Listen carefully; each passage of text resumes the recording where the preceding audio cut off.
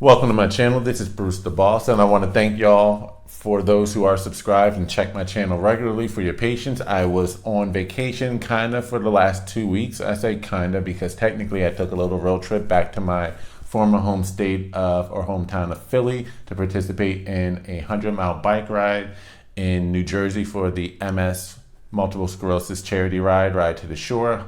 And then I drove back down to Georgia to stay with my parents for about a week. So I'm just getting back to work as well. And what do I find? But the management, as of right now, are really pushing for mandatory vaccinations amongst anyone. And I'm not going to say the name of my company for privacy purposes and all that good jazz, but my job may be at risk.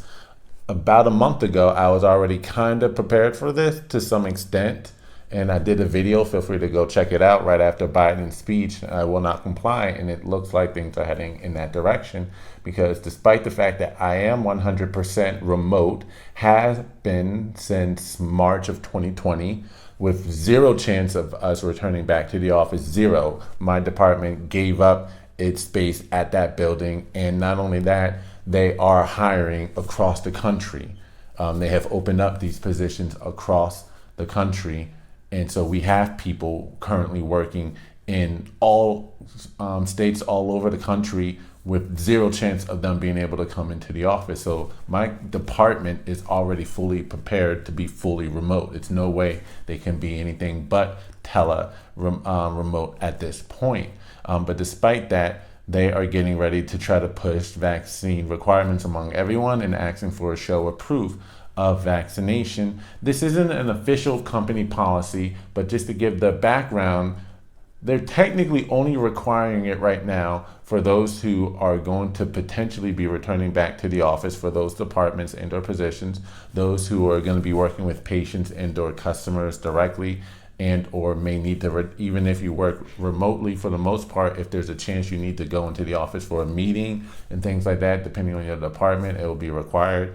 It's definitely required of any new hires as of September the 15th, 2021, regardless of your remote status, which does not make any sense. But it does not apply to me officially yet, but what the company is pretty much waiting on is for that other shoe to drop. Because again, feel free to go check out that other video. It was a response to what Joe Biden said back on Thursday, September the 9th, if I'm not mistaken, where he pretty much made a blanket statement, as you're already aware, about the 100 employee or more requirement that he's asking OSHA to require of private businesses. This has nothing to do with federal employees now. He was trying to infringe on private employees. It's been about 4 weeks since then.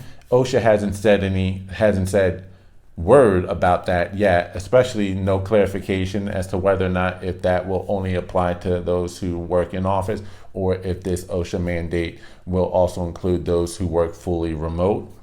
So I know my company's waiting for that shoe to drop, and I honestly don't know if they're even going to, because it's been more than 4 weeks and they haven't said peep. So whether or not they can actually do that or not is another question. But on top of that, you have about 24, 26 state governors who said they're going to fight that tooth and nail to keep that from happening to the people of their particular state, which is likely could happen. Then on top of that, if you didn't already hear or know, the Congress in that infrastructure bill, Build Back Better, the $3.5 trillion bill, Congress is, in addition to the debt ceiling, is fighting through and on. There is a provision in that Build Back Better infrastructure bill to include a $700,000 fine on employers that do not mandate the vaccine for all of their employees. So it's like they're trying to sneak it into the private sector one way or another, either through OSHA and or through this penalty of $700,000 through the infrastructure bill. That's even if they can pass that, because even if OSHA doesn't direct anything, if this gets passed in Congress, then the employers will have no choice but to also require all of their employees to be vaccinated or face a nearly $1 million fine. And so with that in mind, please, everyone, go ahead and contact your local senators and or congressmen and women and make sure that they kill that provision of the infrastructure bill, if not the infrastructure bill in its entirety. So you definitely need to voice your opinion. Can't sit on the sidelines in terms of that, but make sure that they know, hey, this is not cool. Whether or not you are jabbed or not, this should not be ever a war against the jab versus the unjabbed, because we should be able to respect anyone's individual's opinions and or medical decisions on what they do with their body. But they're making it almost increasingly impossible. And I think there's a growing number of those who have even gotten the jab that are fiercely against any and all of these particular mandates. So definitely need to push back against that. But basically what my company, again, is doing is, while they are mandating it for any new hires as of September the 15th of this year going forward, as well as mandating it for anyone returning to the office, they haven't mandated for anyone who's working fully remote, which makes sense. For anyone hired prior to September the 15th. That makes full sense, but they're holding off just in case if Congress and or OSHA makes it impossible for them to do so. They are trying to push it. And so a lot of people are really going to either have to hold the line and or bend the knee, to quote Game of Thrones. And so that's where I'm at right now. I'm literally waiting to see what happens with Congress and or OSHA. That will pretty much determine my fate.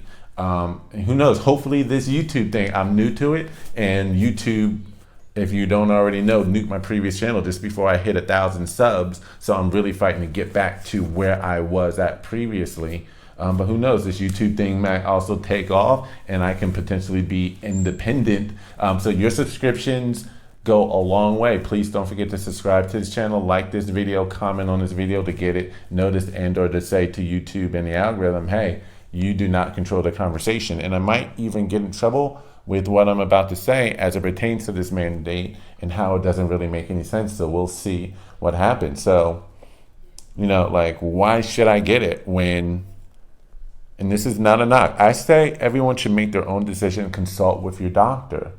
But last I recall, I particularly, based upon my age, my youth, and general fitness level, I'm of the demographic that generally can get it and be completely asymptomatic. 88% chance, as much of an 88% chance of being completely asymptomatic. With at worst, the other norm for individuals of my general age and health, fitness level, and or weight, if they do get sick, it's extremely mild. A lot of people have admitted they've had colds worse than that, where they're sick for 2 or 3 days, and then they're feeling much better. With another possibility of maybe being sick for about a week or two, feeling the symptoms, still very mild, something that I can still do and get along my everyday normal daily activities just fine. I just might have issues with taste and or sense of smell, a little bit of aches, but nothing severe, and then I recover. Which, by the way, there was a study recently that came out from Israel, which I'll be more than glad to put in the description box below, that showed that those who have gotten it and have natural immunity, no jab whatsoever, have a 13 times better chance of protection and or longevity against the Modella virus than those who had 2 jabs of the Pfizer, and or better than those who had 1 jab of the Pfizer. And getting the jab after the fact did not change that number whatsoever. So natural immunity is a thing, despite the fact that they're trying to make it not. And according to that own study, those who get natural immunity 13 times more likely. So I'm not at risk. I'm not overweight. I'm not obese. I don't have high blood pressure. I don't have diabetes, hypertension. I don't have high cholesterol. I don't have COPD. I don't have asthma, and or I'm not immune compromised. So I'm not at risk. Well, you're protecting others. I've done videos on this already. Go ahead and check those out. But that doesn't really bear out either, because while I was out in Georgia last week, it came out, a lot of you probably already know, Harvard had an outbreak. And according to what I saw, 96% of the student body population in Harvard fully jabbed, 97% of the faculty fully jabbed. And yet for their MBA business school, they're experiencing an outbreak that forced them to go fully remote in terms of their classes. How is there an outbreak and you have near full jab compliance? So that on top of what came out with Duke about a month ago in terms of 349 of their students, 15 of their faculty members all tested positive back in late August. That's 364. And out of that, only 8 were unjabbed. That's only 2%. 8 out of 364 is 2%. The other 98 fully jabbed, and yet they tested positive, yet there was still an outbreak. And I've talked about this before with Israel, the most jabbed country in all the world, well over 80%, not to mention their natural immunity. And yet, as of this past September, they started seeing record numbers that they'd never seen at any point in time at all during the pandemic. More cases and more hospitalizations after getting fully jabbed among the population. Make that make sense. In which case you can, and that goes in line with what I said in another previous video. You can check that out with the CDC leak showing that the viral load in those who were fully jabbed was exactly the same as those who were not jabbed.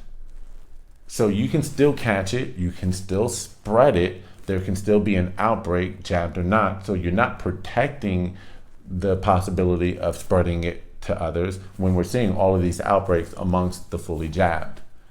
So that argument no longer holds up. The only argument that does hold any water is that you're just reducing your chances of severe illness, hospitalization, and or death, which again, for someone in my demographic, the possibilities and or chances of me needing to be hospitalized is already at 1%.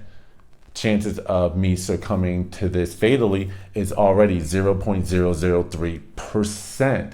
I don't need any more of a 0% chance of fatality, and I don't need any more of a 1% or less chance. I don't need my 1% chance of hospitalization to be cut down to half of 1%. It's already pretty good with a jab that is barely 10 months old, and so therefore we don't know the long-term repercussions. So I couldn't even make the most informed decision long-term because that data just is not available. It may be effective right now, but again, my chances of falling severely ill are already severely low. I don't need more efficacy for something to its long-term effects. We don't know what they are. That's all. We'll see if YouTube censors this video, which is getting really dangerous and sad that it's getting to that point. And we'll see what my future is, because it really hinges on what OSHA does, what my Governor Greg Abbott is able to do in response to that, and or what Congress does as it pertains to this infrastructure bill. So that's just the update. The new news of feeling some kind of way today with the supervisors really and their management trying to make this push. And what's worse is they don't even know why they're preparing their employees to potentially need to get the jab. They don't even have any idea. When I started talking about, you do know why they're pushing this down, right? There's like, no, do you not know about the Biden rule? And it's just really sad to see so many people in this day and age not really paying attention to what's going on. And it's not about being into politics or not.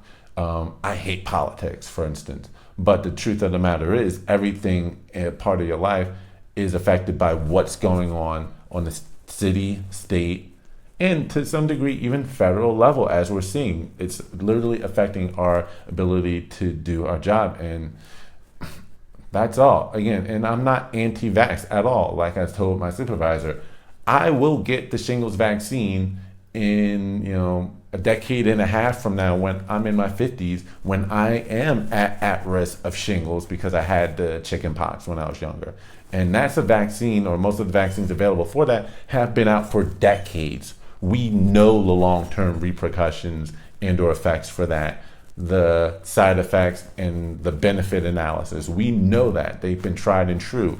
This is still very much experimental, whether you like it or not. Whether the FDA passed one version of the Moderna biotech jab or not, or Pfizer, doesn't matter what's been FDA approved. They have not even gone through all of the necessary normal protocols, especially despite the fact that there are other treatments currently out there that I'm not allowed to speak about on YouTube. Otherwise, I face removal, strikes, what have you.